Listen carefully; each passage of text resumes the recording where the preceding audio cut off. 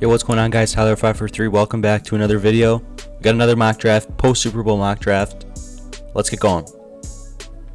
Alright, Evan Neal goes number 1 to the Jaguars. The Jaguars are in the position to take any of these top guys. They could go edge rusher with Kayvon Thibodeaux or Aiden Hutchinson, or they could go tackle with Evan Neal or Icky Ekwonu. Now, Evan Neal is the pick here at number 1. He's just a massive person and just a freak athlete. Both him and Icky could work on pass protection, but I think with Evan Neal going number 1, you draft for the upside, and you develop just this huge athlete into one of the best tackles in the NFL for your future quarterback, Trevor Lawrence.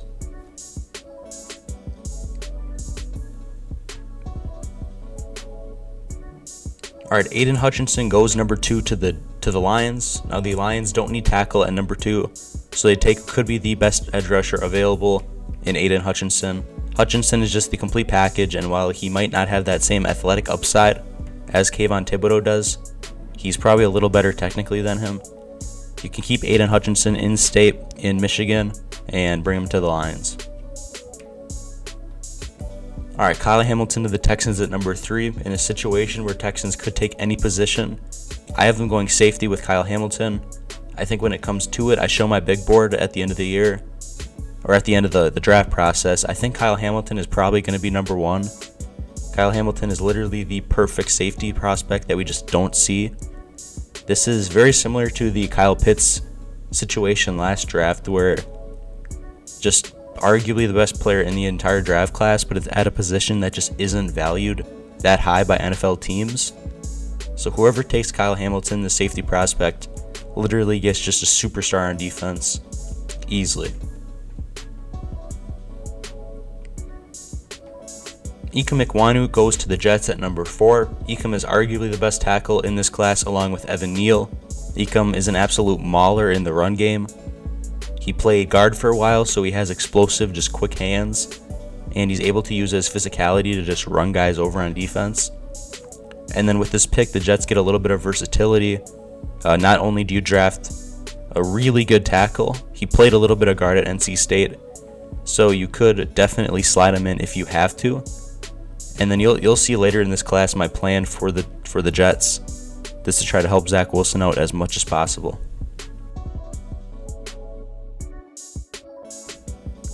Alright, Kayvon falls to 5 to the Giants. For the first time ever, Kayvon Thibodeaux falls out of the top 4. Kayvon is just a great player who struggled with injuries for much of last season. Giants could really use an edge rusher, and if Kayvon falls to number 5, I think that the Giants would just be all over that. I do think that this is the latest that Kayvon Thibodeaux will fall, because I just don't see 5 teams passing on him. Just the potential that Kayvon offers to a team is just crazy. Incredible athlete with good technical abilities and could really make this Giants defense special.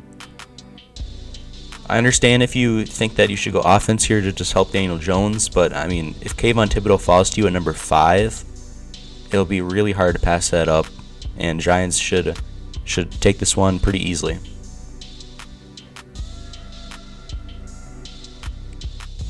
Alright, the first quarterback off the board, Malik Willis at number 6 to the Carolina Panthers. I was a big believer in offensive line to the Panthers here at 6 for a while, but the Senior Bowl performance from Malik Willis, he just shot right back up my board, back to where he was a couple months ago. I always loved the potential that Malik Willis offered, and after a disappointing season, he fell out of my first round.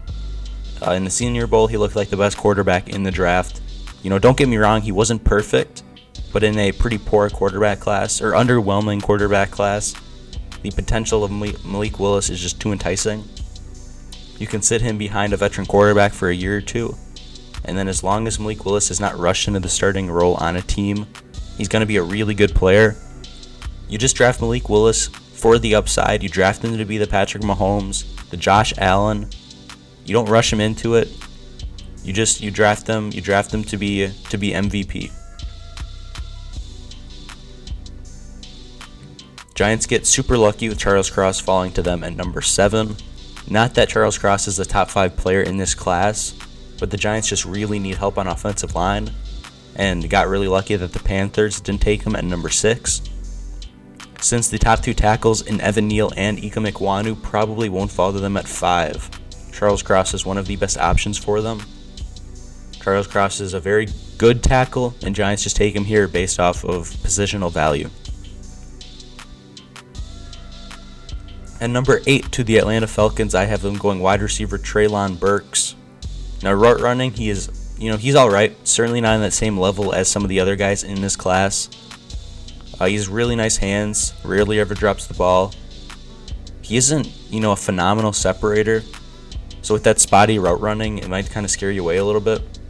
At Arkansas, he played mostly in the slot. However, when he was used on the outside, you want a guy his size to use his size and strength and just speed a little bit more. He's a super physical runner and is one of those players where if you get him, the ball, he's going to be super successful. And that's kind of his play style. He can also win 50-50 balls consistently, so he'd also be useful as just a big body in the red zone.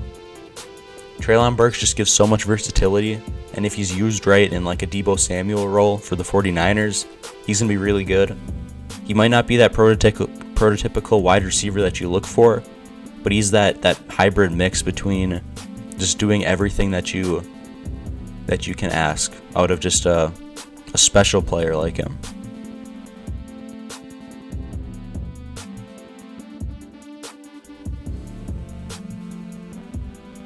Another huge riser from the Senior Bowl, Jermaine Johnson, goes at number 9 to the Broncos. Now, this could be a little too early for Jermaine Johnson, considering this placement is really just based off of, one performance. But he was literally better than everyone else at the Senior Bowl. I'm sure most of you guys have already heard this, but he was so good that he sat out day 3 because he was already a lock first rounder. I have him this high because he's just the best run defender in this class. And if a team gets, Senior Bowl Jermaine Johnson, you get a great edge rusher. And, he looked literally better than everyone else. That's why I have him going 9 to the Broncos. At number 10 to the Jets, I have them going Garrett Wilson. He's a good route runner with great burst and quickness to help him get open. He often has some bad just concentration drops, which, shouldn't happen. That shouldn't happen in the NFL. Although when he is not having those concentration drops, he's got really good hands. He can catch the ball in traffic and just make tough catches that most can't. Garrett Wilson's best trait is just making things happen after the catch. He's going to make a lot of people miss with his speed in the open field. He just has the ability to just score a lot of points. And the Jets just really need just a true X receiver for Zach Wilson. I really like Elijah Moore. He's great. Corey Davis is cool. Honestly, I like Denzel Mims, but he hasn't done much. So yeah, just getting Garrett Wilson, get Zach Wilson as much help as you can. That's why I have him going Garrett Wilson at 10.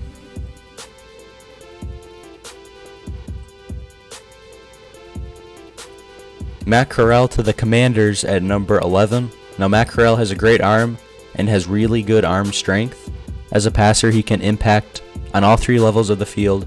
He can also make plays with his legs. He uses his athleticism to get open and just get away from sacks out of the pocket.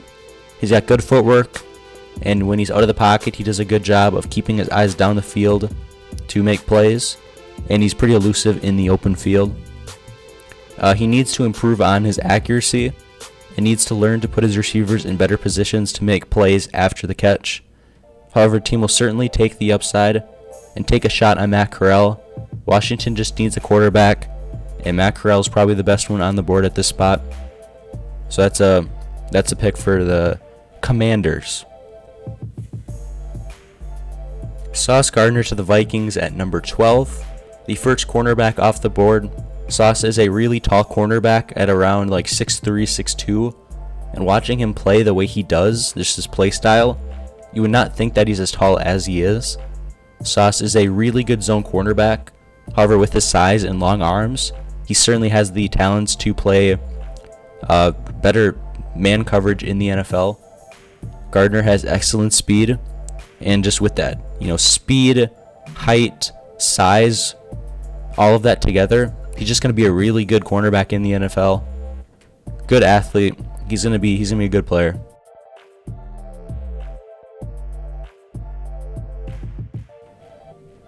Browns get Jameson Williams at number 13. Super fast player, super quick and twitchy runner, making it hard for your cornerbacks to stay on him.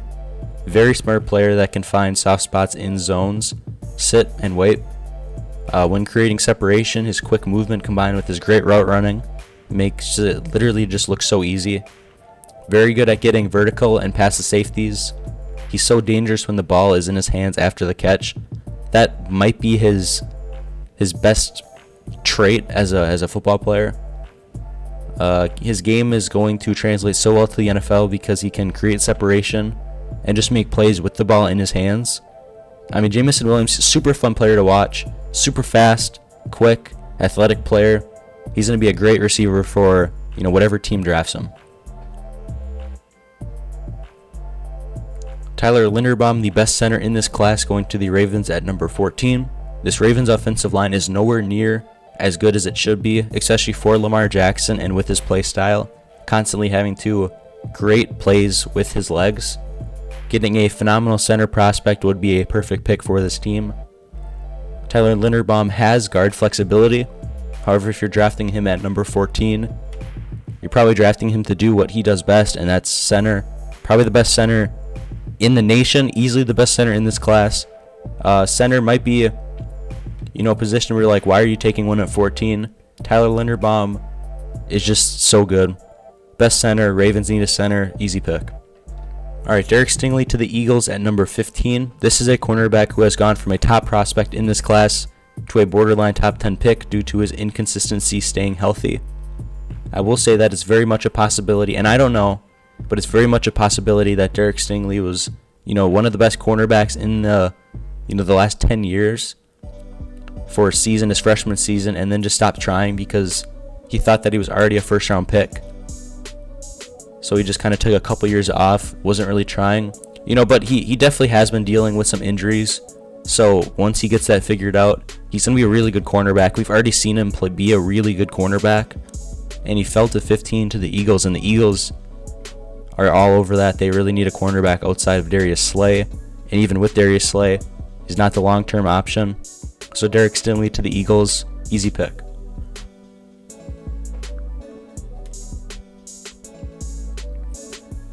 At number 16, David Ojabo goes to the Eagles. The Eagles stay going defense in their back-to-back first-round picks. David Ojabo has an insane upside because this dude is an incredible athlete.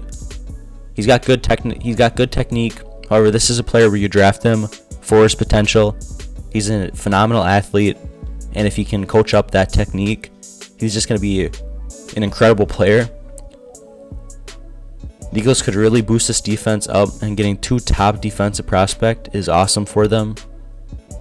David Ojabo and Derek Stingley are two really good players, and the Eagles could really use their talents on defense.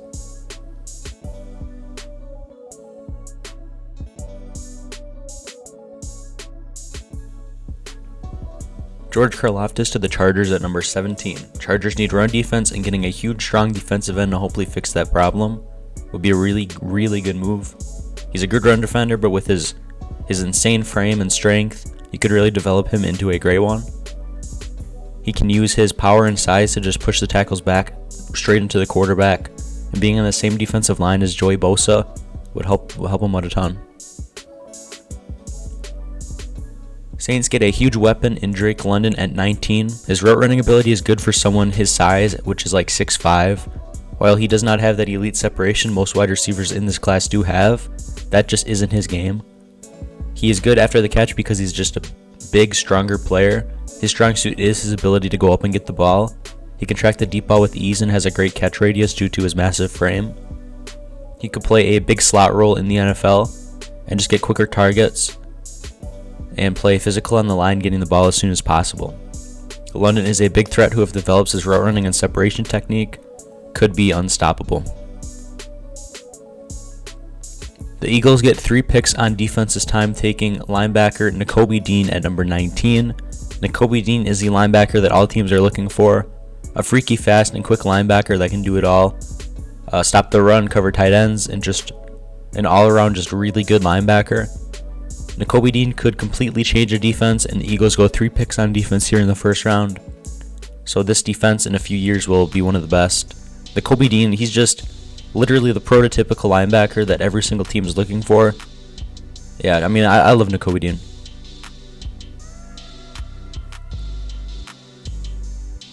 Steelers get quarterback Kenny Pickett at number 20. Really fun storyline. Kenny Pickett goes from Pittsburgh to Pittsburgh. Kenny Pickett is widely considered by many to be the most pro-ready quarterback. Where if a team drafts him, he's most ready to go, start, win games, which might be true. He's the third quarterback off the board because I don't think he has that same potential as Malik Willis or Matt Corral. More specifically, Malik Willis could be Patrick Mahomes or Josh Allen. And that's why a team drafts him at number 6, like the Panthers. Kenny Pickett doesn't have that insane arm and crazy athleticism, but he's just a good quarterback. The Steelers don't have a good quarterback on their team. I don't think that Dwayne Haskins can be their quarterback. So if you bring in someone great, cool. But I mean, if you can't, then just get a high floor quarterback like Kenny Pickett to help get you to the playoffs.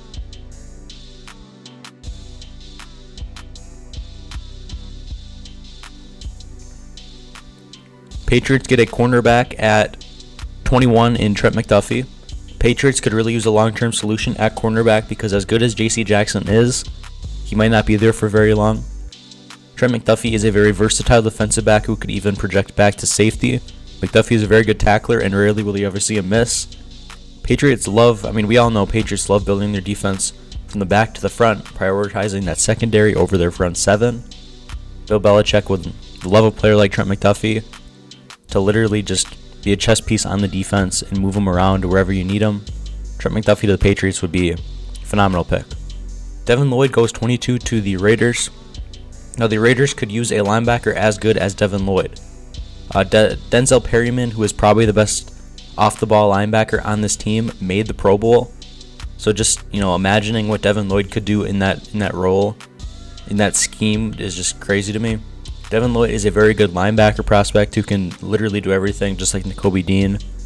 And the way that the NFL is moving, every team needs a linebacker like Devin Lloyd. So Devin Lloyd's a picker for the Raiders. Raiders need help on defense, and probably going the best defensive player available right now in Devin Lloyd makes a ton of sense.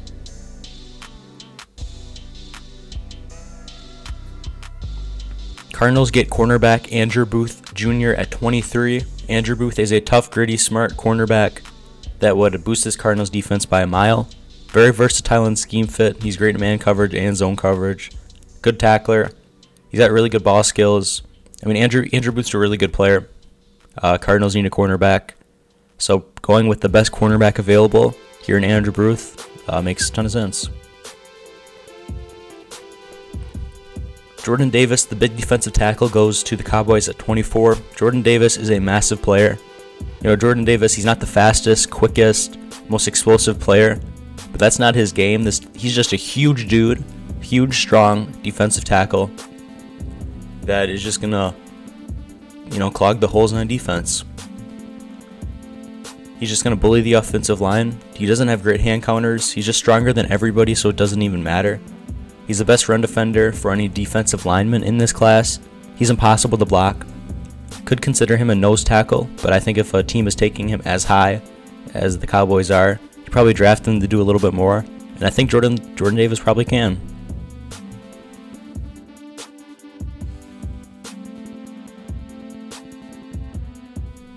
Kenyon Green to the Bills at 25, arguably the most versatile player in this class. He can play every single position on the offensive line and can play every single one of them really well. Not only is he versatile in position, he's super versatile in scheme fit. He's a great run blocker and he's a really good pass blocker. He's got really nice mobility for a guy as big as him. Good speed, quickness, and explosiveness. Good hands. Beat somebody with technique and he can beat somebody with power. I'm sure 32 teams in the NFL will have Kenyon Green on their team. Kenyon Green's everything you look for and more. Titans go wide receiver Chris Olave at 26, one of the best route runners in the class without a doubt. Olave is a true 3-level threat. He has really good hands, however does not possess that, the huge size that a couple of receivers in this class do have, so he doesn't have the ability to go up and high point the football. That's a nitpick because when you're drafting him, you're not drafting him to do that. You're drafting him to just be a weapon. Along with the route running, he has really good He's just got a really good ability to create separation. With his great footwork and breakaway speed, it makes it really hard for college cornerbacks to stay with him. Olave is great after the catch due to his speed and just IQ of the game. He's returned a couple of kick and punt returns as well, so there's potential for him to be a special teams player as well. Titans could really use a younger receiver to add to A.J. Brown, because outside of A.J. Brown and Julio Jones was hurt the entire season, they don't have anything outside of those guys, so getting Chris Olave would really help out this offense. Zion Johnson to the Buccaneers at 27. Zion Johnson is a good athlete that has nice lateral mobility, which really worked well with his zone run scheme that they ran a lot at Boston College. Zion Johnson is a super physical and aggressive football player, and he's going to translate super well to the NFL. He has great power with his hands and often wins one-on-one reps. He offers really nice versatility, playing one season at tackle and two at guard. Even at the Senior Bowl, he was taking snaps at center, so Zion Johnson's a really good player, and Buccaneers could just use someone on the offensive line. Travon Walker to the Packers at 28. Packers go back-to-back Georgia players in the first round. Travon Walker is a freak athlete that is impossible to miss when watching him on the field. I'm just going to list some of his incredible athletic traits just to kind of get him out of the way so we don't have to keep talking about him. First step quickness is phenomenal. Unbelievable flexibility that can change direction faster than almost everyone in this class.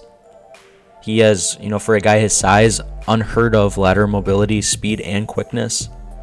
Technically he does need to work on and develop some stuff that edge rushers need in the NFL.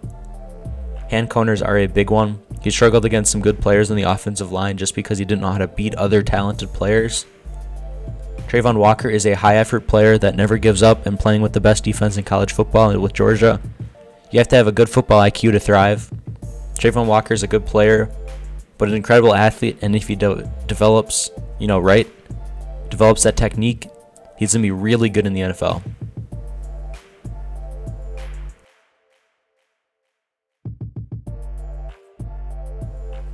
Trevor Penning, the tackle out of Northern Iowa, goes 29 to the Miami Dolphins.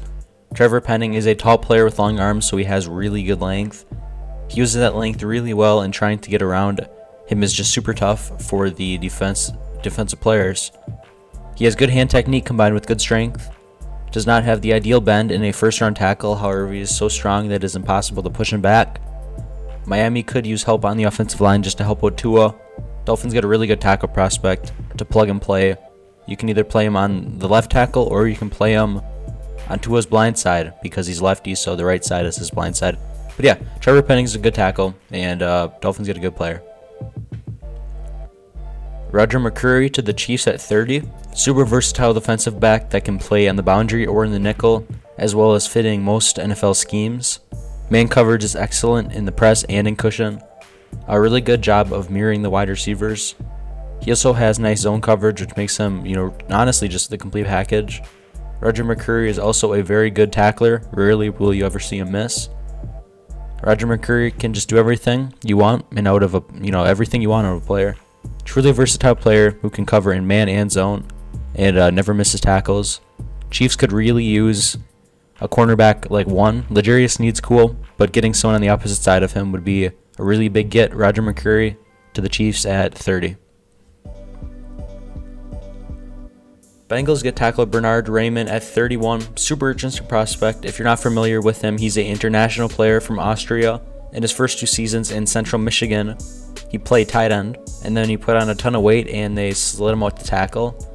He's a 24-year-old super raw prospect. He's still learning the position, so if his age and skill level might concern you, you got to remember that tackles take a while to learn the position. A really good example of this is Garrett Bowles, one of the best tackles in the NFL right now, and he's 29 years old. He was only drafted in 2017. He was a super old rookie, and he was really bad for a long time. Now he's one of the best tackles in the league. It just takes players a while to learn the position, and Raimann is no exception to that. He's got really good potential, and the Bengals need offensive line help for Joe Burrow. You could just bet on the upside here with Bernhard Raimann and get Joe Burrow his future franchise tackle. Now the Lions get their future quarterback Sam Howell at 32 from the Matthew Stafford trade and getting the Rams' first-round pick. Howell is one of the more accurate quarterbacks in this draft class, while also being one of the better decision-makers in the class. Howell doesn't have that same insane arm like other prospect in the class, but he's just a good quarterback that the Lions can sit behind Jared Goff for a couple years and kind of hope he develops nice. Also smart to take one in the first round instead of at the top of the second, just so you can get that extra fifth-year option onto them if you choose to. Thank you guys so much for watching this video. Please subscribe. I have so much draft content coming. You gotta subscribe, turn on notifications so that you know when I upload. And thanks for watching. I hope you enjoyed.